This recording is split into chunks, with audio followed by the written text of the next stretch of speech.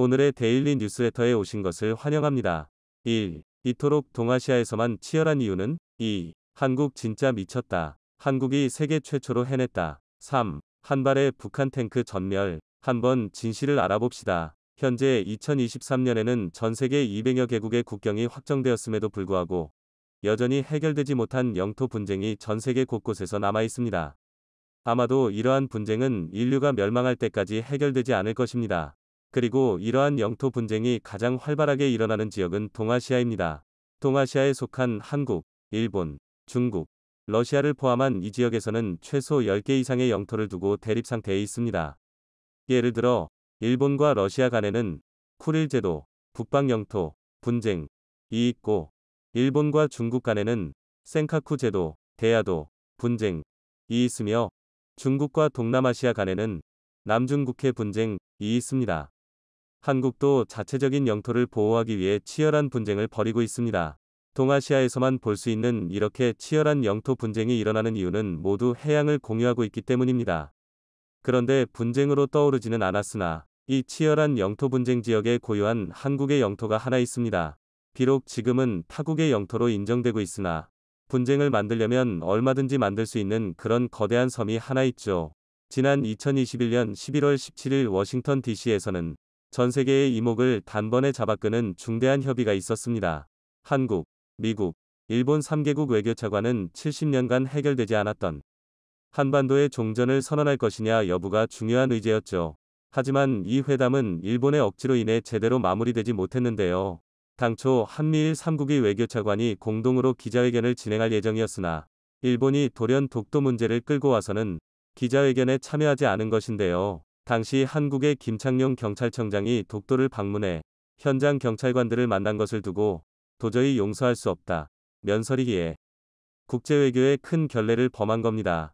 사실 이 증전이라는 것이 일본에게는 그리 구미가 당기는 주제가 아니었는지도 모릅니다. 왜냐면 일본은 전쟁으로 경제를 성장시켰기 때문입니다.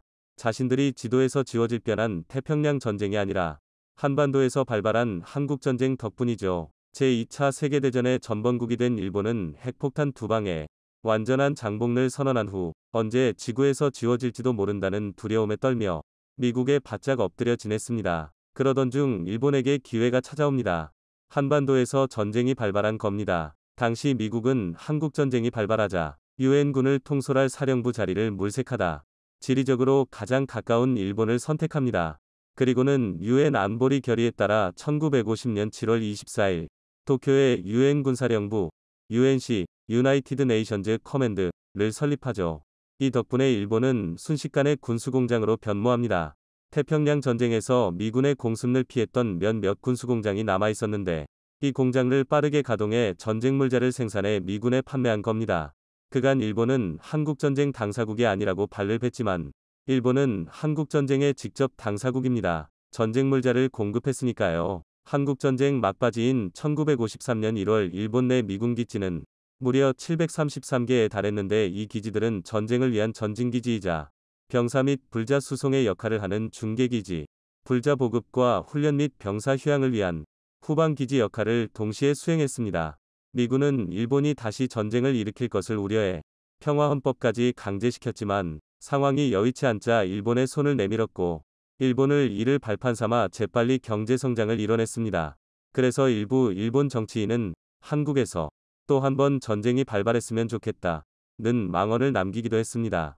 그런데 한때 자신들이 식민지배했던 조선징들이 전쟁으로 반으로 나뉘었는데도 불구하고 일부 분야에서 일본을 앞지르기 시작해 불편해 죽겠는 마당에 북한의 지하자원을 흡수할지도 모르는 통일을 준비한다는 썩 내키지가 않았던 겁니다. 전 세계의 이목이 쏠린 이 상황에서 한반도의 종전을 막는다면 전 세계의 비난을 감당할 자신이 없고 미국까지 나서서 이 주제로 대화를 하자니 이 또한 반대할 면목이 없는 겁니다. 그래서 영토라는 확실한 명분을 들고 나와 독도 핑계를 대며 종전을 우회적으로 반대했던 것이죠. 그런데 독도를 두고 이렇게 무례함을 저지른 일본이 자칫 한국이 문제 삼기 시작한다면 거대한 섬 하나를 한국에 빼앗길지도 모릅니다.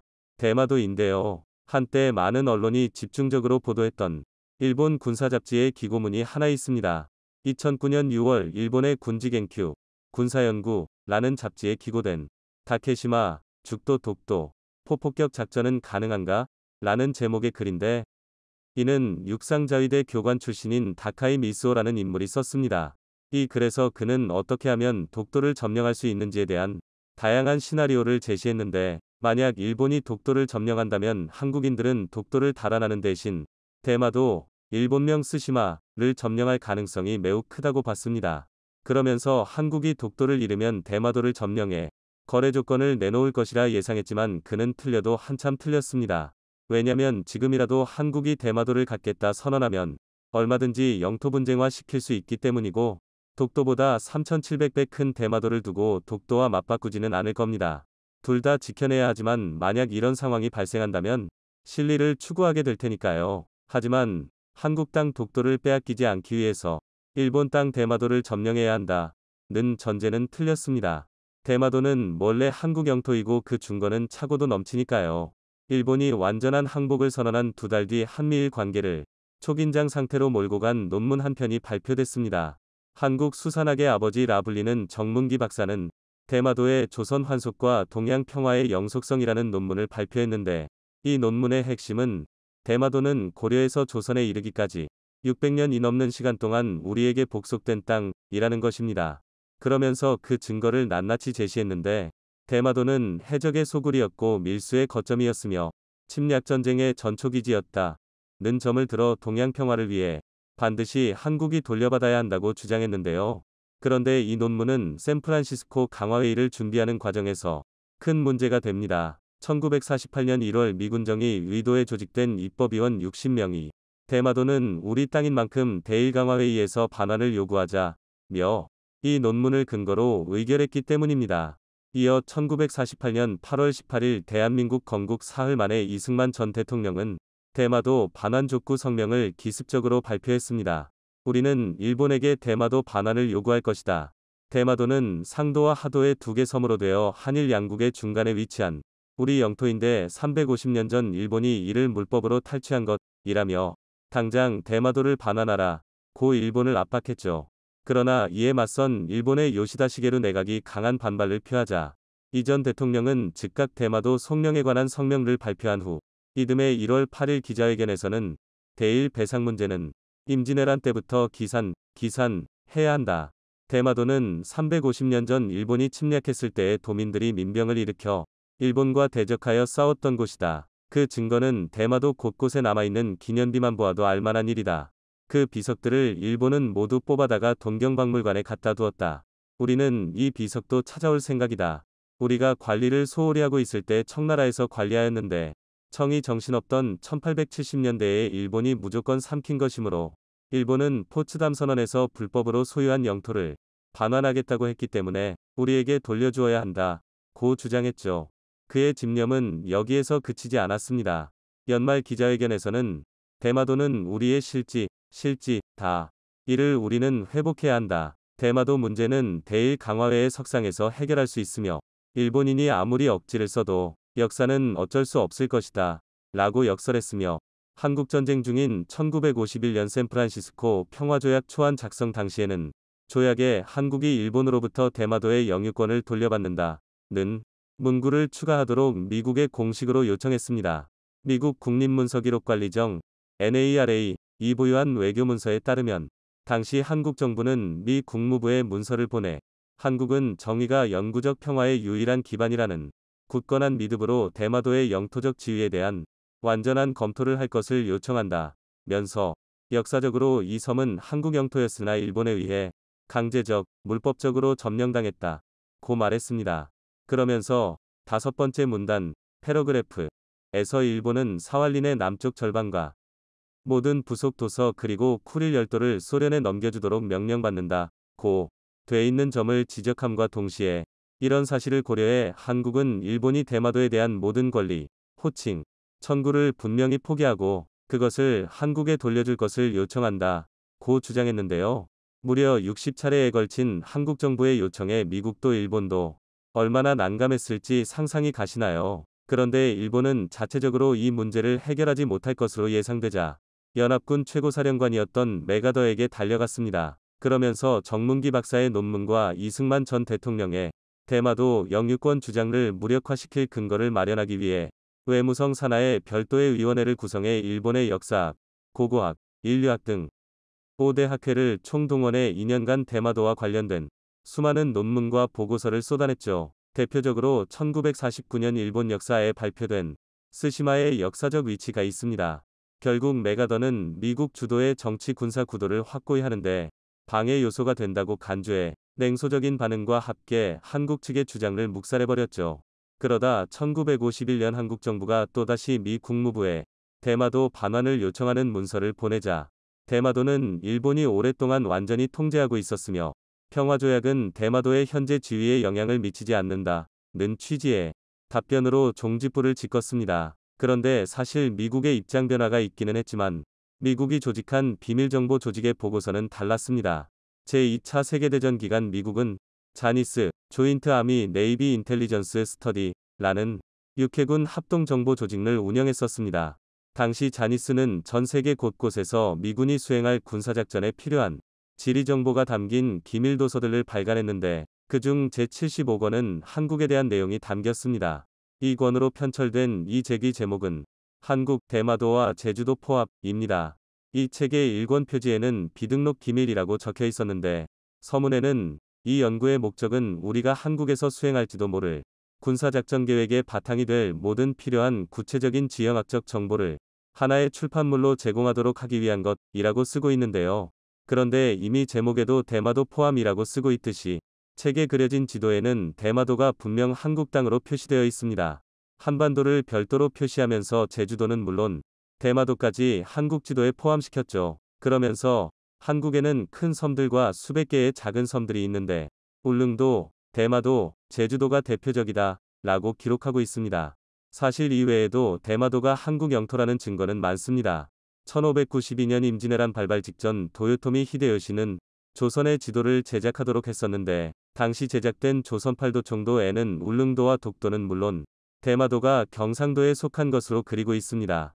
이후 300년 뒤 일본이 그린 조선국도라는 지도 역시 대마도를 조선 영토로 그리고 있고 상가요략가라는 책을 쓴 일본 승려 겐시는 대마도는 고려의 땅이라고 직접 쓰기도 했죠. 여기에 일본의 명치, 메이지, 유신 당시 대마도주 중이다는 일본 조정에 쓴 봉답서에 이번 서류부터는 조선에서 만들어준 관일을 사용하지 않고 대신 우리 조정에서 새로 만들어주는 관일을 사용함으로써 옛날부터 조선의 신하로 살아온 잘못된 점을 뉘우치겠습니다. 라고 쓰고 있습니다. 그가 봉답서에 기록한 것처럼 혼란스러운 틈을 탄 일본이 강제로 침탈한 것일 뿐 대마도는 원래 조선의 영토였던 겁니다. 당시 대마도에 가뭄이 들고 흉년이 겹쳤는데 조선 조정이 대마도를 돕지 않자 대마도주 종해달이 자신과 도민들의 생존을 위해 식량을 구걸할 목적으로 일본 조정에 봉답서를 썼을 뿐이죠. 만약 2023년에 대마도를 한국 땅으로 편입시킨다면 한국의 입장에서는 어마어마한 이득이 생깁니다.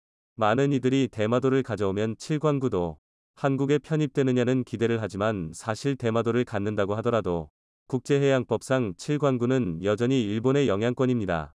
다만 현재 일본이 억지로 주장하는 독도 문제에서 협상 우위를 점할 수 있는데 일본이 독도 문제를 끌고 나온 것이 대마도 문제를 희석시킬 목적으로 보는 이들도 있습니다. 뿐만 아니라 배타적 경제 수역이 늘어 조업 범위가 늘어나고 아래 해양 자원을 모두 차지할 수 있을 뿐 아니라 무엇보다 빼앗긴 우리 영토를 되찾는다는 대단한 성취감을 얻을 수 있습니다. 한국, 초대박 났다. 한국의 이것 이 순식간에 전 세계를 바꿔놓았다. 한국은 인류의 기적을 만들어냈다. 세계 3대 과학 저널 네이처, 사이언스, 셀이 대대적으로 긴급 발표하며 난리가 났습니다. 이에 외신들도 한국이 최근 공개한 이것에 대해 실시간으로 대대적으로 보도하며 온종일 이 뉴스만 내보내고 있는데요. 전 세계 사람들이 사망하는 가장 큰 원인은 바로 암입니다. 무려 40년 동안 부동의 1위인 것으로 나타났는데요. 한국도 예외가 아닙니다. 지난해 우리나라 사람들의 4명 중 1명은 암으로 목숨을 잃었습니다. 통계청이 27일 발표한 2021년 사망원인 통계 결과에 따르면 지난해 상위 10대 사망원인은 암 82,688명, 심장질환 31,569명, 폐렴 22,812명, 뇌혈관 질환 22,607명, 고의적 자해 13,352명, 당뇨병 8,961명, 알츠하이머병 7,993명, 간질환 7,129명, 폐혈증 6,429명, 고혈압성 질환 6,223명 순으로 집계됐습니다. 일단 암이란 죽지 않고 계속 분열 증식하는 세포들이 모인 종양을 말합니다. 원래 세포는 분열하면 죽어야 하는데 불사신처럼 죽지 않고 계속 증식을 하죠. 더 쉽게 설명하면 정상세포 변이가 됩니다. 만약 위에 암이 생깁니다. 그냥 놔두면 위가 암종양으로 덮여버릴 겁니다. 그러면 위는 정상적인 활동을 하지 못하게 되어 사망에 이르게 됩니다. 그렇다고 해서 암종양이 있는 위를 절개하여 칼을 들이대면 큰 분열이 일어나서 혈관을 타고 다른 곳으로 도망갑니다. 즉, 수술해도 전이가 쉽게 되니 완전 제거하기가 너무나 어렵습니다. 성공적으로 위암 수술을 하여도 위를 잘라내니 인체의 완전성이 크게 훼손됩니다. 즉, 건강할 때보다 위 기능이 크게 약화하여 제대로 소화를 하지도 못하게 되는 등 몸이 극도로 약해집니다. 수술을 하지 않으면 장기가 암으로 뒤덮여 기능을 하지 못해 사망하고, 수술을 해서 장기를 절개해도 건강이 크게 악화하는 것은 마찬가지입니다. 신체의 완전성이 떨어져 건강이 나빠진 상태에서 만약 전이 되거나 재발하여 또 수술해야 한다면 다시 건강은 더 나빠질 겁니다. 예를 들어 위 100%, 간 100%를 가진 사람이 있는데 위 수술 후 60%를 잘라내거나 간에 전이 되어 간 60%를 잘라낸다면 몸의 변화가 얼마나 심각할지 상상이 가시나요? 그런데 암이 사람에게 큰 절망감을 주는 진짜 이유는 따로 있습니다. 암은 기본적으로 아주 활달하고 강력한 종양입니다. 모두가 암세포는 있습니다. 하지만 건강한 사람은 면역세포가 암세포를 잡아먹습니다. 그런데 건강하지 못한 사람은 면역체계가 활동하지 못해 암세포가 암종양이 됩니다. 그런데 건강하지 못해 암종양이 생긴 사람에게 건강한 것이 있으니 바로 그게 암입니다. 무슨 말이냐면 암은 아주 활달하고 강력한 종양입니다. 암이 위에 있다면 위는 맛이 같습니다. 하지만 위암 종양은 아주 건강하죠. 여기서 사람을 미치게 만드는 것은 암이 있어 잘 먹어야 낫는다는 확신을 가지고 잘 먹는다면 암이 이 영양분을 아주 맛있게 먹는다는 겁니다. 그리고 암이 먹다 남은 것을 우리의 정상적인 몸이 먹는다는 것이죠. 그래서 화가 나서 영양 섭취를 줄이면 암종양은 굶지 않습니다. 우리 장기 즉 우리 몸이 가지고 있는 영양분을 빼앗아 와서 먹어버립니다. 그러면 사람은 말라 죽습니다. 즉 정상적인 사람은 많이 먹으면 살이 찌고 굶으면 살이 빠집니다. 그런데 암이 걸린 사람은 많이 먹으면 정상 몸매이고 굶으면 살이 빠지다 못해 해골처럼 되어갑니다. 살자고 먹으니 암에게 영양분을 제공하는 형상이고 굶자니 다른 장기나 신체의 영양분을 빼앗겨 면역력은 더욱 약해집니다. 그래서 결국 암이 생기면 암의 직접적 작용으로 장기부전 굶어서 장기부전으로 사망하는 겁니다. 항암 치료가 있지만 문제가 큽니다. 거의 모든 항암 치료는 최고의 독성을 인체에 투입하는 겁니다. 먹을 수도 있고 마실 수도 있고 방사선처럼 할 수도 있습니다. 그런데도 항암 치료라도 어쩔 수 없이 하는 것은 수술을 한 경우 남아있을 암세포나 작은 암 종양을 파괴하기 위해서이고 수술을 못할 경우 암 종양을 파괴하거나 암의 확장을 늦추기 위해서입니다. 그런데 이 너무나도 강력한 항암제는 정상적인 세포마저 파괴시킵니다. 그러면 몸의 장기 기능은 떨어지고 장기부전이 오죠. 이 때문에 전 세계 수억 명에 달하는 이들이 매일매일을 고통과 극심한 공포 속에 살아가고 있는데요. 놀랍게도 바로 한국이 이를 한방에 해결할 엄청난 발표를 했습니다.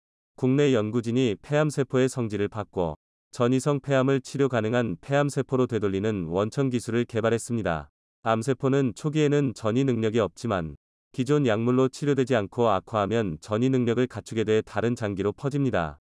연구진은 폐암 유전자들의 상호관계를 분석하는 컴퓨터 시뮬레이션을 정립한 후 전이 상태의 폐암세포를 치료 가능한 상태로 되돌리는 핵심 유전자 3개를 찾아냈습니다. 김남희 카이스트 박사과정생은 유전자 네트워크의 전이능을 가진 폐암세포에 관련된 표현형 인자들을 대입해서 대입한 표현형 인자들이 다시 전이능이 제거된 세포 상태로 바뀌는 유전자들의 조합을 컴퓨터 시뮬레이션을 통해 찾아냈다 전했습니다. 이렇게 발굴한 유전자 3개를 실제 인간 전이성 폐암세포를 대상으로 실험한 결과 전이성 폐암세포가 치료 가능한 폐암세포로 전환되는 것을 확인했습니다. 원 발병 장기인 폐는 물론 전이된 다른 장기의 암세포도 치료 가능한 상태로 되돌릴 수 있다는 설명입니다. 연구진은 이번 연구는 폐암세포를 사멸하는 기존 치료 방법이 아니라 암세포의 성질을 변화시켜 치료한다는 점에서 의의가 있다고 설명했습니다. 조광현 카이스트 교수는 암 가역화 연구 성과 치료는 암세포를 죽이지 않고 성질만을 변환시키는 것이기 때문에 정상세포에 미치는 영향이 거의 없고 안전하게 암을 마치 당뇨나 고혈압처럼 만성질환으로서 관리하면서 건강 수명을 계속 유지하는 새로운 개념의 치료 기술이다 전했습니다. 앞서 연구진은 지난 2020년 대장암세포를 정상 대장세포로 되돌리는 연구 결과를 발표했고 2021년 1월엔 가장 악성인 유방암세포를 호르몬 치료가 가능한 유방암세포로 변환하는 데 성공한 바 있습니다. 연구진은 관련 기술을 국내 바이오 기업에 이전하고 상용화를 추진하고 있습니다. 자, 그런데 공교롭게도 한국이 이 엄청난 발표를 한 직후 매우 신기한 현상이 벌어지기 시작했습니다.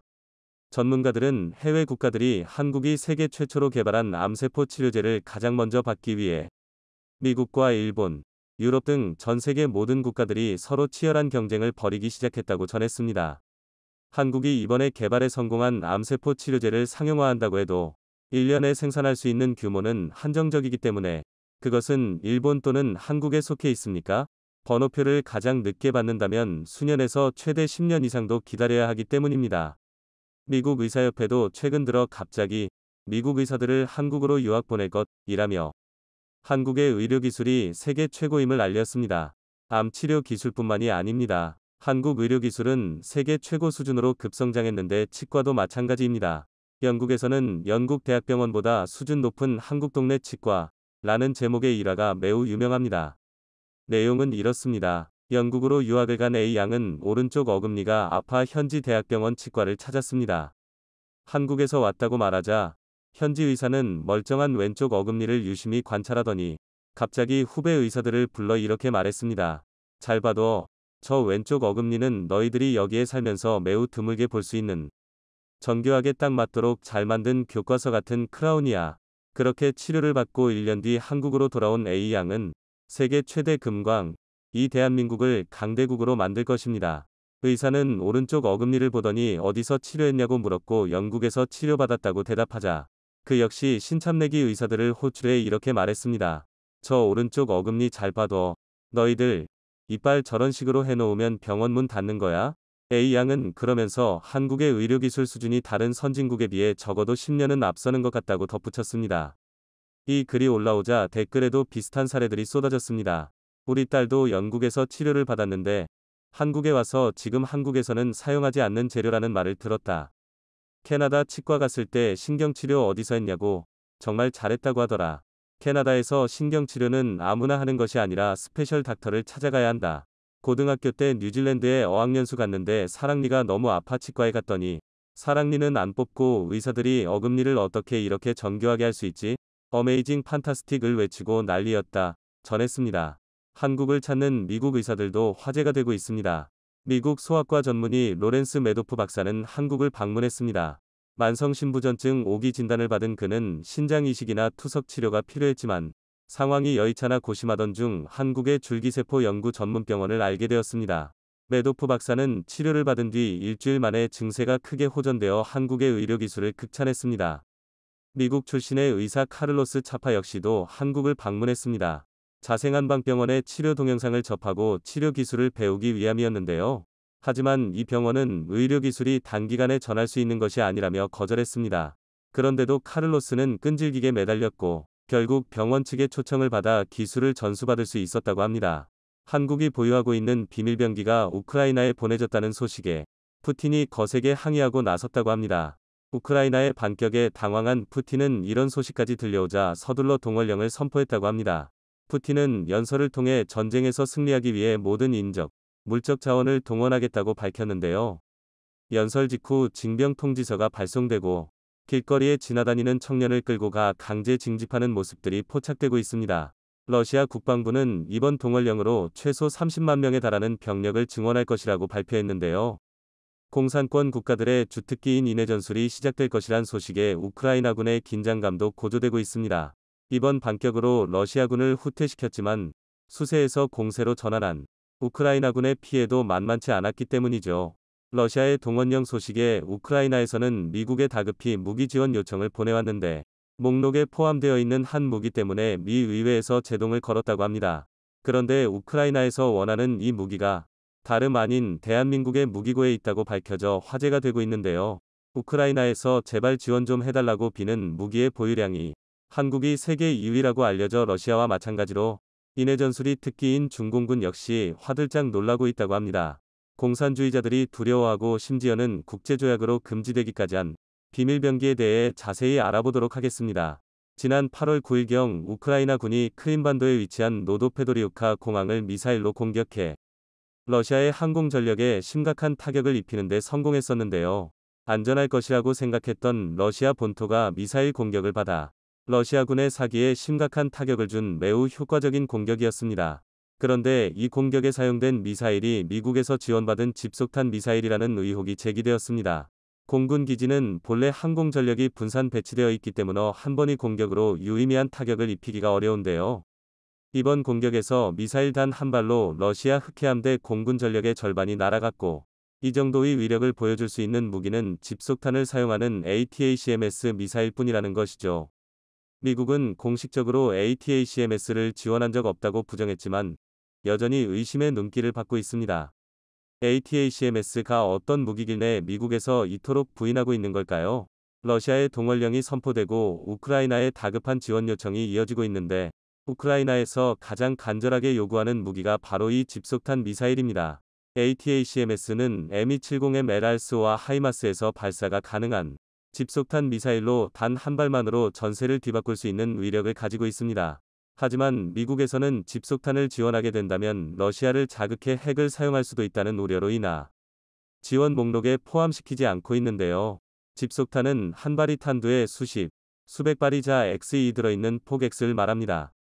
단 한 발로 축구장 여러 개에 달하는 광범위한 영역을 초토화시킬 수 있어 미군에서 애용해왔지만 불발된 자탄으로 인한 민간이 피해가 상당해 현재 국제조약으로 사용과 제조, 보유가 금지된 상태입니다. 하지만 그 전략적 가치를 부정할 수는 없어 전쟁에 직면한 국가들에서는 집속탄을 사용하고 있고 미국 역시 집속탄을 대량으로 보유하고 운용하고 있는데요. 그중 가장 강력하다는 평가를 받는 집속탄이 바로 ATACMS 미사일입니다. 그런데 이 집속탄 미사일이 다름 아닌 한국에 대량으로 배치되어 있다고 하는데요. 지난 6월 북한의 미사일 도발에 대한 대응으로 ATACMS 미사일 8발을 동해상으로 발사했었습니다. 북한에서 가장 두려워하는 무기체계 중 하나가 바로 ATACMS와 같은 집속탄 무기들입니다. 시뮬레이션을 통해 집속탄의 위력을 확인해 보겠습니다. 집속탄 12U100을 장착한 KF-21 투하 북한 장갑차 부대 쏟아지는 강철의 비 이처럼 집속탄 단 한 발로 북한군의 기갑부대를 전멸시키는 게 가능한 무시무시한 위력을 보여줍니다. 현재 한국군과 주한미군을 합쳐서 500여 발이 넘는 ATACMS 미사일을 보유하고 있고 집속탄 탄두를 탑재하고 훨씬 긴 사정거리를 가진 현무이 탄도미사일도 600발이 넘게 보유하고 있습니다. 사실 한국은 미국에 이어 세계 2위의 집속탄 보유국가인데요. 현재 국제조약으로 집속탄의 생산과 보유가 금지되어 있지만 대한민국은 북한의 막대한 보병 전력 그리고 북한군과 함께 밀고 내려올 중공군을 막기 위해 집속탄을 포기하지 못하고 있습니다. 거기에 우리나라뿐만 아니라 러시아의 위협에 직면해 있는 폴란드, 우크라이나와 같은 국가들 역시 조약에 가입하지 않고 있습니다. 애초에 집속탄 금지 조약 자체가 문제가 있다는 의견도 제기되고 있습니다. 집속탄이 금지된 건 집속탄의 탄두 하나에 수십 발이나 되는 불발탄이 발생해 막대한 민간인 피해가 발생했기 때문이었습니다.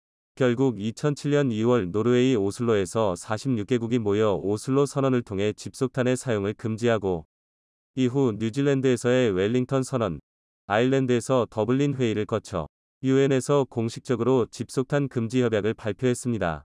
하지만 모든 국가들이 집속탄 금지 협약에 동의한 것은 아닙니다. 한국, 폴란드, 우크라이나와 같이 전쟁의 위기에 직면한 국가에서는 금지 협약에 가입하지 않았습니다. 또한 미국, 중국, 러시아와 같은 강대국들도 참여하지 않아 유명무실한 조약이라는 말이 많았고 조약의 주축이 된 국가들이 전쟁과 멀리 떨어진 유럽 국가들이라 현실을 모르는 의선적인 협정이라는 말도 있었습니다. 현재 한국군은 ATACMS뿐만 아니라 대량의 집속탄을 보유하고 있는데요.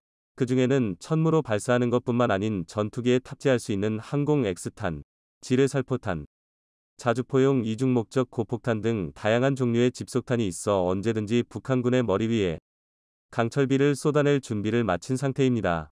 여기에 한국군은 ATACMS를 대체할 더욱 강력한 집속탄 미사일들을 개발하여 핵무기에 준하는 화력을 갖추는 것을 목표로 하고 있습니다. 한국이 집속탄을 계속해서 생산하는 데에 대한 반발도 상당한데요.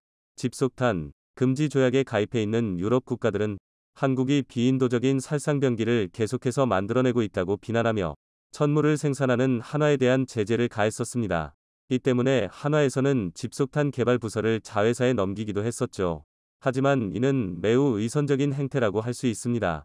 비인도적인 무기는 존재하지 않고 비인도적인 사용법이 존재할 뿐입니다.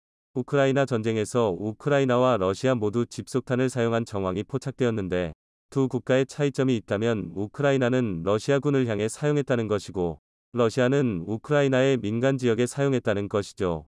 금지 무기로 유명한 백린탄 역시 민간인을 대상으로 사용하는 게 금지되어 있을 뿐 군사 목표물을 대상으로는 어떠한 제약도 없습니다. 전쟁에서 비겁이란 단어는 존재하지 않습니다. 최대한 국민의 생명을 지키며 압도적인 승리를 추구해야 하기에 한국은 계속해서 집속탄을 사용해야 하고 절대로 포기해서도 안 될 것입니다. 미국 역시 이러한 힘의 논리를 잘 알고 있기에 집속탄을 포기한다는 뉘앙스를 보이면서도 새로운 형태의 집속탄들을 만들고 있는 상황이죠. 위태로운 국제 정세는 우리가 집속탄을 절대 포기하지 못할 이유를 늘려주고 있습니다. 러시아가 흔들리면서 같은 레드팀 국가들이 불온한 움직임을 보이고 있습니다. 동원령이 떨어진 러시아 수도 모스크바에서는 징집관들이 성인 남성으로 보이기만 하면 마구 붙잡아 징집버스에 밀어넣고 있습니다. 이 같은 강제 동원에 러시아 전역에서는 반전 시위가 이루어지고 있는데요. 한 러시아 청년이 전쟁에 반대한다는 인터뷰를 한 직후 징집관들에 붙잡혀 끌려가는 모습이 찍히기도 했습니다. 징집을 피해 러시아를 탈출하고자 하는 행렬이 이어지고 있으며 러시아 극우주의자들은 Z 표식을 달고 전쟁을 옹호할 때는 언제고 자신들이 전장에 끌려갈 처지가 되자 반전주의를 외치고 있다고 합니다. 일각에서는 이번에 징집되는 러시아 병력이 대부분 비숙련병이기에 실질적으로 대단한 전력이 되지 못할 것으로 보고 있는데요.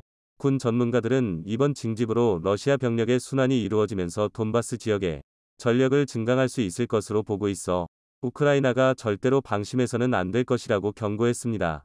우크라이나 역시 병력 손실이 상당한 상태이기에 미국과 유럽의 러시아에 맞설 강력한 무기들을 요청하고 있습니다. 우크라이나의 분전으로 러시아의 패망까지 얼마 남지 않은 것 같습니다. 하지만 러시아의 영향력이 줄어든 틈을 타 북한과 중국이 무슨 짓을 할지 모른다는 우려가 커지고 있는데요. 러시아 전력이 약화되면서 주변국에서 민주화에 대한 목소리가 높아지자 시진핑은 카자흐스탄과 우즈베키스탄을 방문해 혁명은 꿈도 꾸지 말라고 강력하게 경고했습니다. 또한 미국의 대중안보회담 쿼드에 맞서 중국을 중심으로 하는 안보동맹 글로벌 발전 이니셔티브 GD1을 구성하여 러시아 전쟁이 끝나더라도 신냉전을 지속하겠다는 의지를 밝혔죠. 북한에서도 심상치 않은 움직임을 보여주고 있습니다. 최근 김정은은 핵을 절대로 포기할 수 없다는 의지를 보이며 핵무력 정책 법령을 수정했는데요. 다음과 같은 내용을 포함하고 있습니다. 지휘 통제 체계가 적대 세력의 공격으로 위험에 처하는 경우 적대 세력을 괴멸시키기 위한 핵타격이 자동적으로 즉시에 단행된다. 여기서 지휘 통제 체계란 김정은 본인을 의미하고 김정은에 대한 암X 공격 의협이 이루어지게 될 경우 언제든지 핵무기를 쓰겠다고 표명한 겁니다. 그리고 적대 세력의 공격이 감행되었거나 임박하였다고 판단되는 경우에도 핵무기를 사용할 수 있다고 명시하여 사실상 원하는 대로 핵무기를 사용하겠다고 선언한 것으로 보고 있습니다. 결국 미국이 핵무기를 허가해주지 않는 이상 한국은 대강력하고 더 많은 화력을 보유해야 합니다. 남의 나라에서 우리의 국방에 알가불가한다고 흔들려서는 안 됩니다. 필요하다면 집속탄이든 백린탄이든 할 수 있는 최대의 전력을 갖춰야 합니다. 우리의 적에게 한국의 발을 닿는 순간 결코 몸성이 돌아가지 못할 거라는 사실을 명확히 보여주길 바랍니다.